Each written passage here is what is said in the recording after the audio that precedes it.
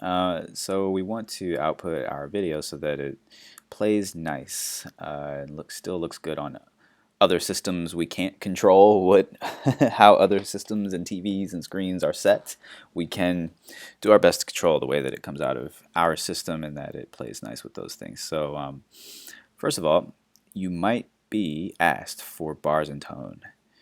That would be terrific because that means they're going to use this to calibrate your bars and tone to match appropriately to the way that they output the core components of digital images. And so in that case, you should celebrate. That would be great. In a lot of cases, you won't be asked for that. Hopefully, you'll be given other specs, but we'll go through the options. Uh, Before we do that, we do need a reminder, quick reminder of some of the components of digital images. Each image has its own combination of red, green, and blue added together, going from scale to 0 to 1 per channel. You see how the red, green, and blue changes as I move over the image. It's per pixel. Each pixel has its own unique combination of red, green, and blue, right? And if I grab these, here I have a value of 1 in the red channel, 0 in the others, and that's why this is pure red. That's what that value of 1 would represent. I have pure green and pure blue. You can see I have 1 in the blue channel there. If I just move them around a little bit, take red and green, and here you'll see a plus function, add them together, boom. And you'll see the addition reflected there in the intersection. If I add blue to that, boom. Basically, I just move these around. And you can see how red, green, and blue interact. And you'll see that at the intersection, red plus green plus blue will get white. As you can see, 1, 1, 1 going across here at the bottom. Yep, cool. So let's keep that in mind as we calibrate things here. So you may not have the opportunity for your final video to be calibrated using bars and tone, but we have access to other tools. The first go-to is a video limiter. I'm just going to put it onto one of these clips. Okay, we're going to want to look at scopes to represent the components of our images. Lumetri scopes. Let's see. I'm going to go with the waveform, and I access that by right-clicking. So the waveform is good for looking at the luminance. Remember our old friends hue, saturation, and value. The things that create problems like outputting your video to different systems would be too much saturation or too much contrast or blowout or overexposure or information actually getting lost. So first we're going to look at the value or the luminance part. Here, let me go to another image. Here in this image you'll see, this is a good example. This one is, I'm just going to delete this. This one is actually blown out. We can see that this is looking like that it's going to super white. On this waveform, we can see this range from 0 to 100. Over here it's represented as 0 to 255. You can think of it as 0 to 1 in compositing. We'll see that we have a certain number of values, a certain number of pixels that are hitting pure black. We have a certain amount, a lot, that are hitting pure white and actually getting crushed here. That's what we don't want. We don't want anything to exceed 100 actually, and we don't want anything to go below 0. That's what will staying within them is what will keep you within legal video. So what you can do is in the video limiter,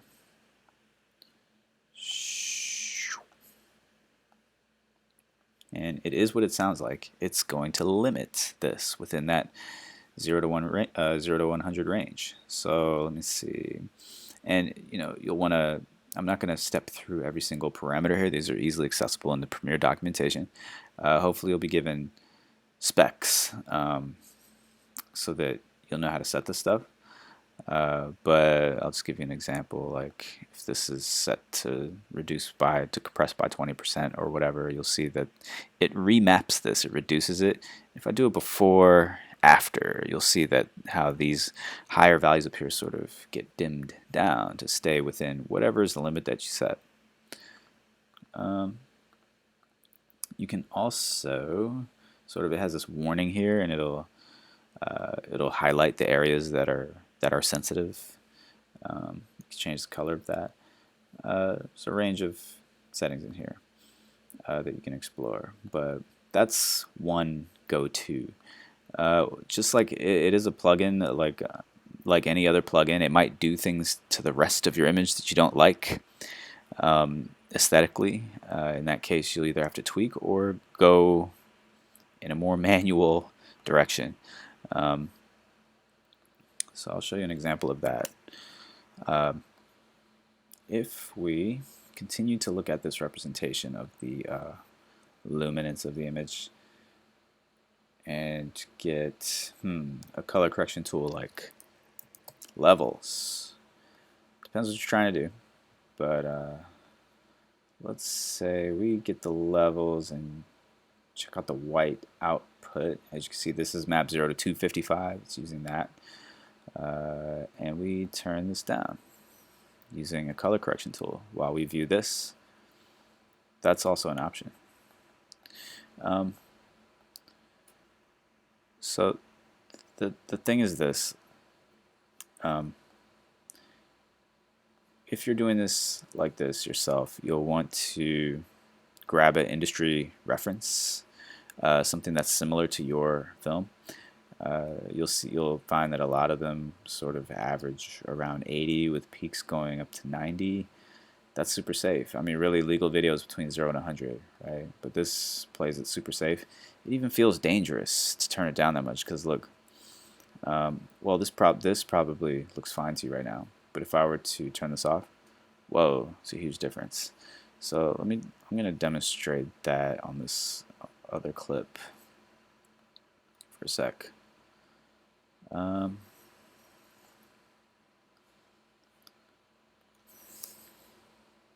Stick of levels on there, white. In this case, like sometimes what a filmmaker or photographer or any digital image person will do is like exposure correct to increase the contrast to make sure there's a full range of luminance there to make an attractive image. It's not good in every situation, but let me see. Wait. Okay, cool. So in this case, I'm going to crank it back up. It's compensating, you can see. I'll hit a before, after. Okay, now we have a nice full luminance range. It's beautiful. And if I were to dim this down, wait a minute, now it looks flat. Now that we saw the bright one, this looks flat and it feels dangerous, and your instinct will tell you, no, this can't be right, but actually you have to use the graphs. You have to use the numbers because your eye will play tricks on you. And the other thing is this, like if you do have a fully sort of ranged image like this, yeah, it looks great, true. But when you send it to another system, hold on.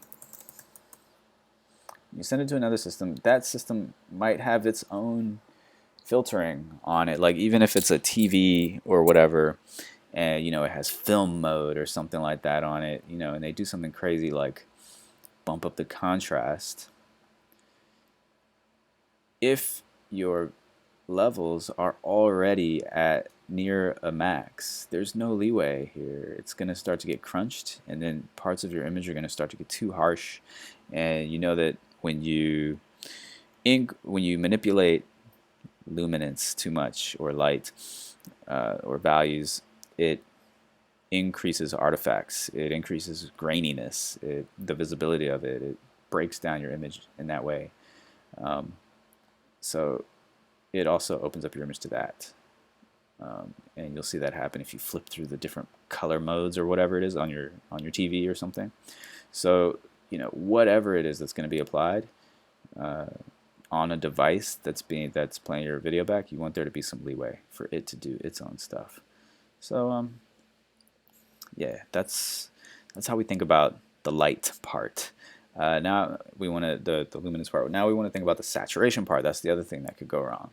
So I'm gonna get rid of this thing, and I'm gonna get rid of this thing, and I'm gonna right click here and go to a vector scope. Turn this off. Cool. So here you can see those bars and tone hues.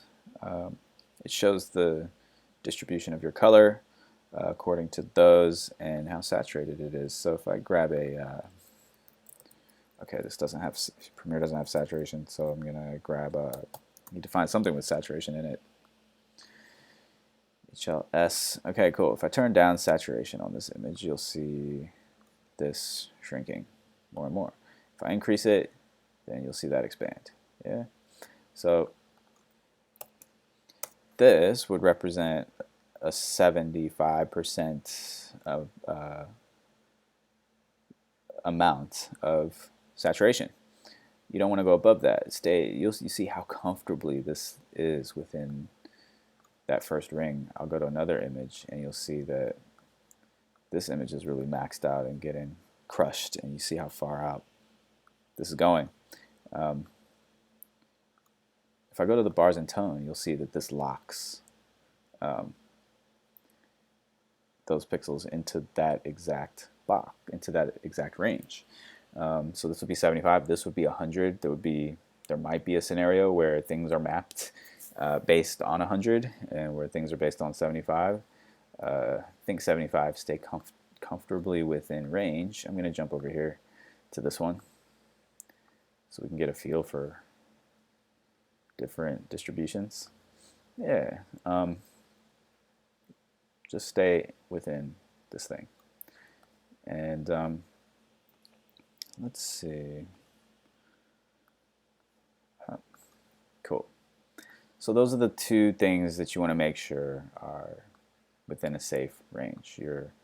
Your luminance via the waveform and your saturation via this. I'm going to, and I talked about bringing in industry reference. I'm going to jump over to Nuke for a second. We've been talking about doing this sort of at the last phase of your production in Premiere, but actually if you can catch it earlier or in another software that has more capabilities than Premiere, with Premiere you have to sort of go through a bit of runaround to like dig into your image, and Premiere starts to get heavy if you try to use complicated tools in Premiere.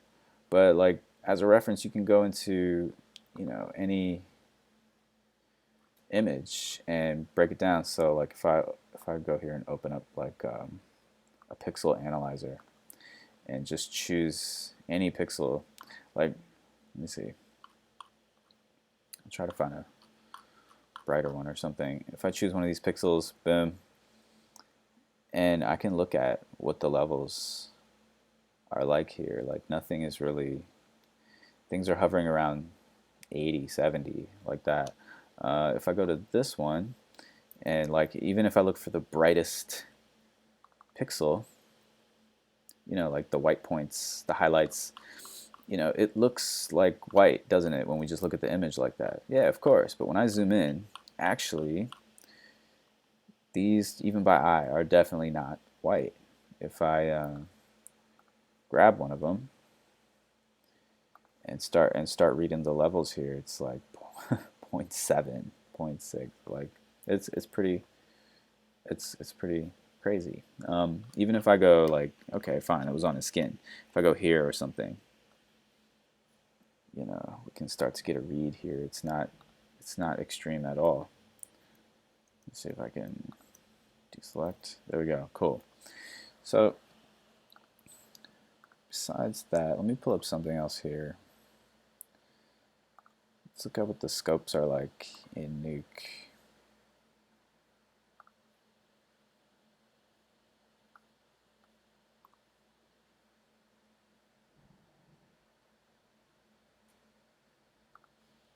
Cool. It's interesting to look at the vector scope in Nuke too, because let's see if let me see, I have a grade over here. If I grab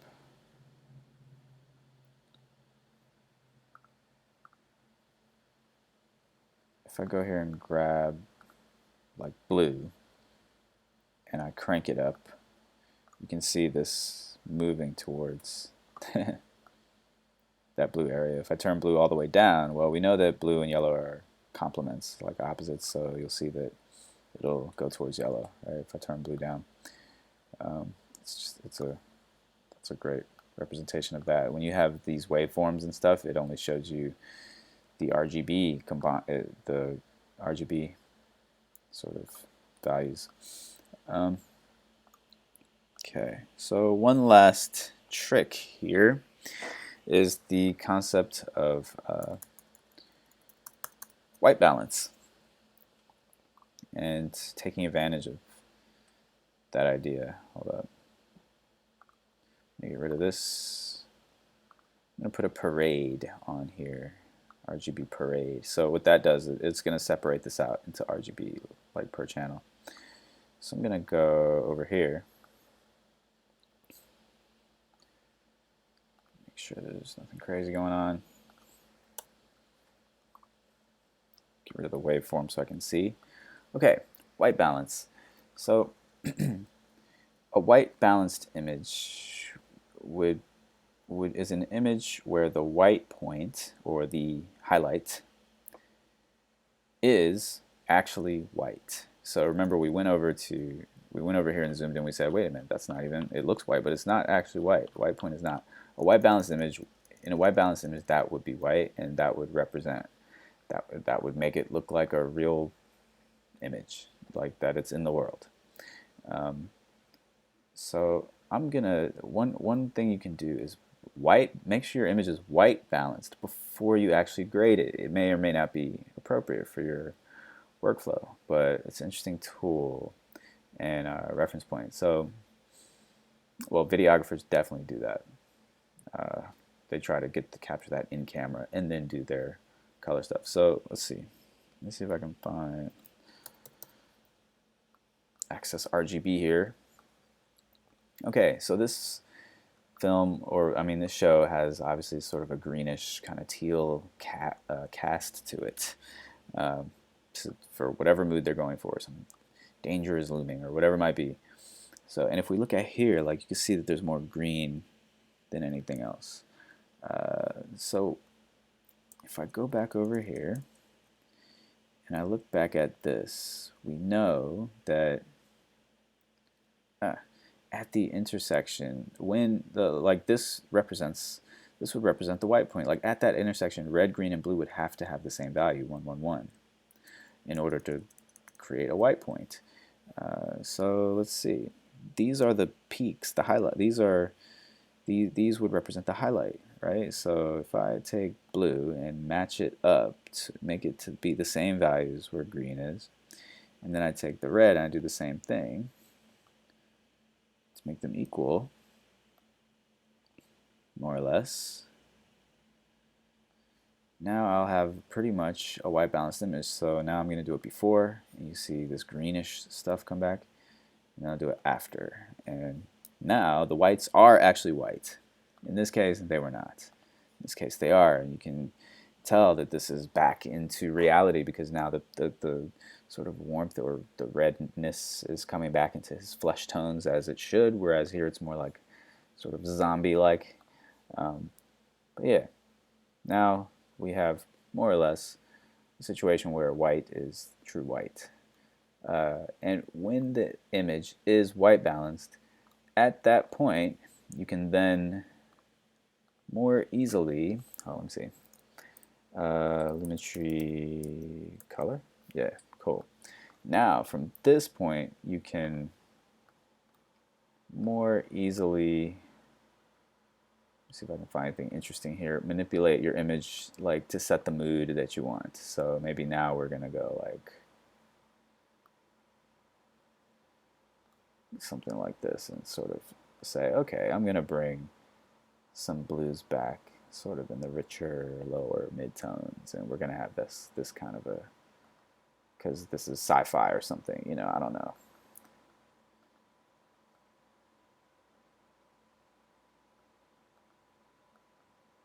Or whatever. Yeah. So, and this, if when it's already white balanced, there's less work that you have to do to actually set a mood and bias, you know, your color grade overall. And the least you manipulate your images, the better in the end. Like this is a simpler situation for any output system to handle than if you sort of went crazy with color wheels or something like that. In general, I'll go over to this example.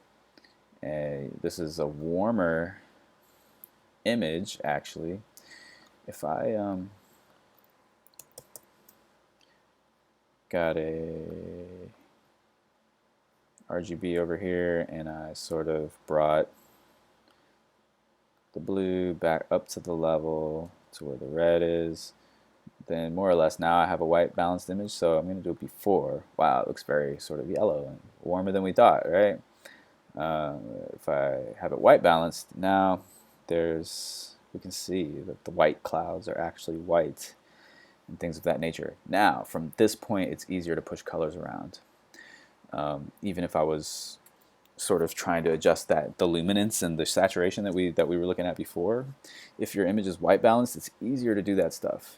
If your image is not white balanced and it's already sort of weird and yellow and warm and like there's all sorts of whatever's happening with the color, it's harder to get flexibility with the luminance and the saturation stuff we were doing to keep it like within a safe range and still have it look sort of reasonably the way that you want.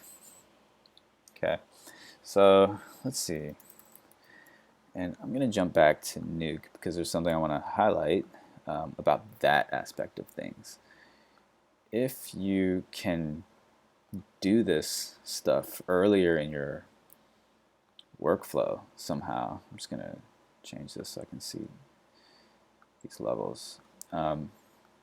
If you can somehow catch all of this before you get to the premiere phase, it's even better because you'll have more flexibility depending on the package. But like, okay, let's say this image, you know, I want to white balance it or whatever. Sure, I could use multiply and like bring this blue back up and bring the red up a little bit. Boom, boom, boom. Cool.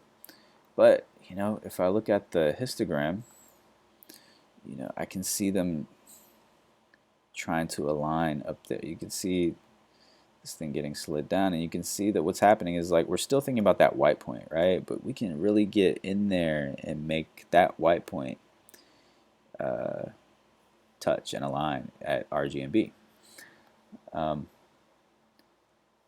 that, given that, you know, I'm reminded, yeah, it is the white point, you know, that we white balance to make white, and I might not want to really mess with the rest of my image by taking red as a whole, green as a whole, blue as a whole. So like, what if if I'm in a package like Nuke or whatever you use, you could do stuff like go into the white point itself and color correct just the white point.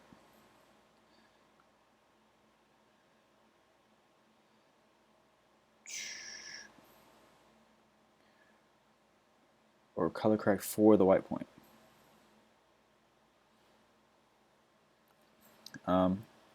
It's just an example. You can be in Premiere and look for things. If there's a, let me see.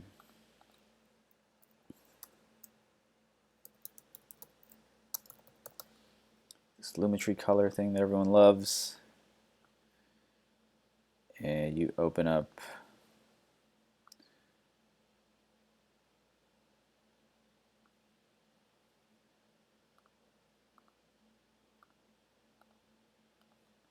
let me see.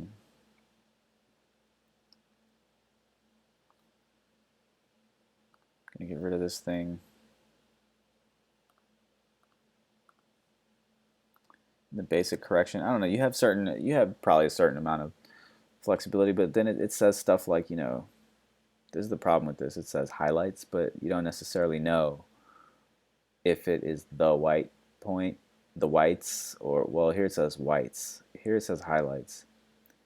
They don't they don't really properly represent kind of everything that you can see if you're in a proper package, and you can really break down the pixels and things of that nature. Plus, it says tone, and honestly, like, it's not really a technical term that anyone can understand. So necessarily. So be careful with playing around with stuff in Premiere. Just use your judgment, your compositing knowledge to navigate the parameters in packages like Premiere. But the other thing is, well, these things, I'm not going to step through every parameter of every plugin or whatever it is, but in the Premiere documentation, it's all broken down, so you can access that. Okay, so let me just double check these notes that you have. Boom, boom, boom. Also in the black point. So the thing about, I just want to talk about white point and black point a little bit. You don't want pure white and pure black in your image anyway, because if you look at this, it's just flat. There cannot be detail there. There cannot be detail. There cannot be color. There cannot be information. You can't even color correct it. If you really need to have something white, okay, well, once you make it sort of safe for output, it's going to be like a 15 or 20% gray. Okay, fine. But think about drawing, where they tone the paper. You would use a neutral color to tone the paper, but what's going to happen is the audience will perceive it as white. It seems scary at first. If you're going to make your white background a little bit pink or yellow or whatever, it's a little bit scary, but you go by the numbers and the diagrams, and you'll be good. Don't worry, the audience will perceive it as white. Same with pure black. There's no detail in it. Even if I hover here and what looks like pure black, like they don't reach pure black, I don't think. If you look at the three numbers down there at the bottom. So yeah, you want to keep it safely within range. Okay. Other things to comment on, if you look at this, I added saturation to it. Yeah, we're wanting to stay within a safe range in saturation, but even when you're creating choosing your colors, you want to be careful. Like you might be choosing colors, and you might be like, okay, I want to have this sort of red-ish hue, but I want it to be more saturated. Oh, okay, cool, that looks good. Let's go with that. Well, hold on. Give it a little more attention, because this says 1.58 saturation. Okay, if we put 1.57, is anybody going to notice? No. If we put 1.4, okay, now they might notice. Okay, so maybe I need 1.5, but you know what? Maybe if it's 1.48, you're talking about like entire, 1, 2, 3 points, things that can make a difference once this thing gets output. So be gentle wherever possible. So it's like, let's just experiment here. Yeah, be careful. Chances are when you work with saturation, you just need 1 or 2 points, when increasing, if any. But let's see. This, you know what else you would notice from this is, if I go to the waveform Yeah, this is interesting. Like, because none of the look how far away from from zero it is. It's way up here, and if just it's just like part of the aesthetic of this. No, there are no really blacks or like hard shadows, or well, these would be the hard shadows, I guess. Let me see. Yeah, it's hard to say. The light direction is obviously coming from over here. This is a hard shadow, but it's not dark. Interesting. Anyways, yeah, that's an interesting concept there. But it still feels like it has a nice range without being too harsh, right? Let me see. If we were to push that down to more of a pure black, it would be like that, you know. Yeah, oh yeah, now we can see. Wow, that looks like a much richer image, right? Just gonna get rid of the saturation thing. So I'm just gonna before, after. So you sometimes you do need to color correct to increase that contrast, but like my point is like this looked fine, and we don't realize that we can be gentle and it's fine until after we see this one. Then our eyes and our brain thinks that like we need to be intense, but we don't. Um, cool. So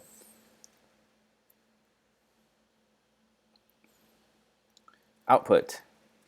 All right. So when we export, you're gonna obviously go to File, Export. You might be asked for. Come on, my friend, hurry up.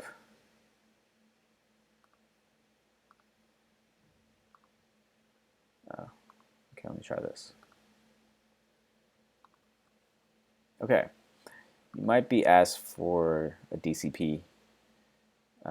In that case, hopefully we get more specs, like the required dimensions. Like if you're going to theater, you might be asked for that, and you would receive other details.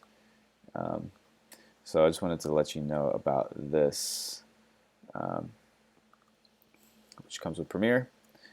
But I also want to talk about, for general purposes, YouTube and Vimeo. So that would be an H.264. One thing to think about when you're going to, you know, things that are going to be seen on a phone or a computer screen, you probably want to reframe stuff, because if you're looking at it on a screen so small, you're not going to see all this detail and stuff like that, and things are going to get lost. Imagine how small this person is going to be. It would be like, you know, 4 millimeters or something like that. So you probably want to change your wide shots to medium shots, or just rethink the objects, or just focus more on composition itself than on the little details.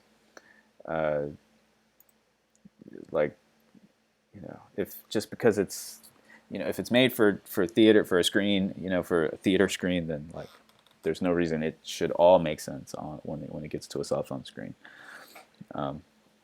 Keep that in mind. Attention to detail. You might want to have a couple of different versions. But let's see. If you're going to YouTube or Vimeo, they have some standard settings already on their websites. And basically, you just open these up. Encode settings. This is called, what does Vimeo call it? Compression guidelines. YouTube calls it encoding settings.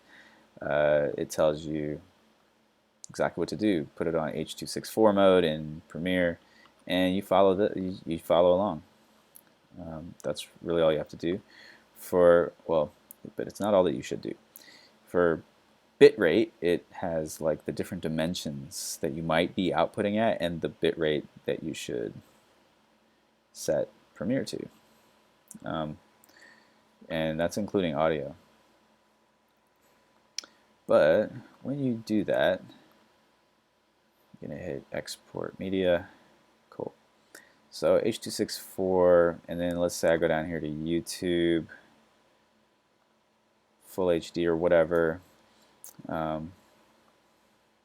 You want to check maximum depth. You want to check max render quality. Double check these things as square pixels in the right frame rate and stuff. And down here, this by default gives you one number and it's one pass. Let me see what happens when I go to YouTube's settings. Right, so they're giving you one number here. They used to give you ranges for 2pass, but they haven't. Looks like they're not really doing that anymore. So anyway, they always adapt. This is like we used to all have to figure this stuff out from scratch until like those settings were uploaded. But here we have VBR 2 pass. That means your video is going to be evaluated twice, and that makes Premiere more likely to evaluate it accurately before it puts it out. So if you're going for 1920 by 1080, you would then do like 16 to 20, and it'll be efficient within that range. And you can crank that up a little bit. So that's what you want to do if you're going with 2pass, but you can also do constant bit rate and crank that thing up to like 40 or something. I've seen that work pretty well. When I do it the other way, I notice that sometimes the darker areas, they kind of get gray. They start to turn gray, and you can see artifacts in them. Sometimes it's that YouTube takes a little bit of time to process its video before it like looks great enough. But like, yeah, I actually recommend this if you can accommodate the file size and the render time and the resources. You'll notice that sometimes you'll also have a file size limit that you're given by someone that you might be uploading to or something like that. If you look down here, it says estimated file size. When I turn this bit rate up or down, you'll see that this changing. So if you have a file size limit to meet, then you're going to want to play with these. Cool. So, you know what? I just thought of something, which is that YouTube isn't friendly about those ranges anymore, but if you go to Vimeo, which has all pretty similar settings, they do have ranges here. So remember I had changed that little 15 to 15 to 20. I recommended for 1920 by 1080 to bump that up to 20. Vimeo still has those ranges, and you can still use those ranges like even if you're going to YouTube. But let's see if there's anything else of relevance here. Okay.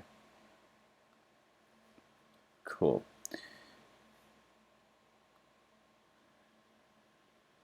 That's that. And audio,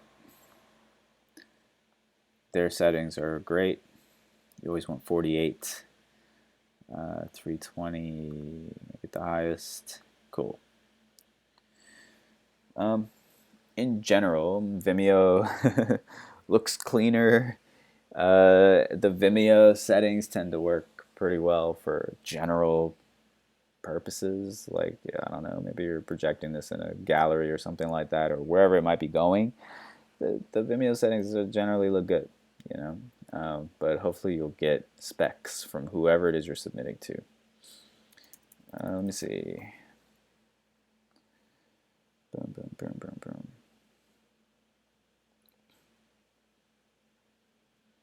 All right. Finally, for one last note for audio. I want to touch on audio in a different way later, but yeah. So the bars and tone, you're probably mixing for like -12, and the bars and tone hits that. One thing you can do is like that's great for a theater where everything's being blasted through theater speakers. But you know, everyone's like, wait a minute, but when I listen to it, you know, my computer is just too low. I can't hear the blah blah. So you can bump that up to -4 or so. One thing you can do is, let me see, you can go to sequence. Well, first all your stuff is going to be up to here probably at first. And then you end up turning it down to -12. But what you could do is normalize master track and set the max dB. So basically, it's going to find the loudest or the the highest peak, and it's going to turn everything down relative to that peak, and the peaks will hit at whatever number you set here. So you can just hit like -4, whatever you want the max to be. So the other thing is that if things are, you do have it sort of comfortably peaking at something like -4, even -12, and you can basically hear, but certain things are getting lost, like dialogue and stuff. You would put a compressor on it, and I'll just highlight that. I'll highlight that over here. You'll find it in dynamics. There's not just a compressor here, I think. Let me see. Yeah, you'll find a compressor tucked away in here in the dynamics. And that brings the louder sounds and the quieter sounds closer together. And then here you have a makeup gain. So when it compresses those things together, overall it actually sounds lower because it's squashing things together. And then that's what this makeup gain is for. You probably turn that back up 2 more dB or something to make up for the squashing. So, because the perception of loudness is not based on the peaks, it's based on the average of all the sounds. So, you know, something that's sort of with a lot of sounds at -12 and peaks at 0 is not going to sound as loud as something that's sort of averaging nicely around -4, even though it never hits the higher peaks, for example. So, yeah, let me just triple check here. Yep, it's common to bring in an industry reference audio track to make sure that it's looking the same, at least in those levels.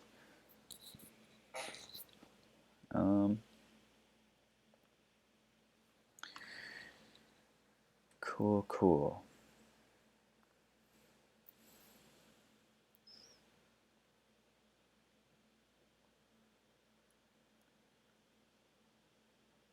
Okay, friends.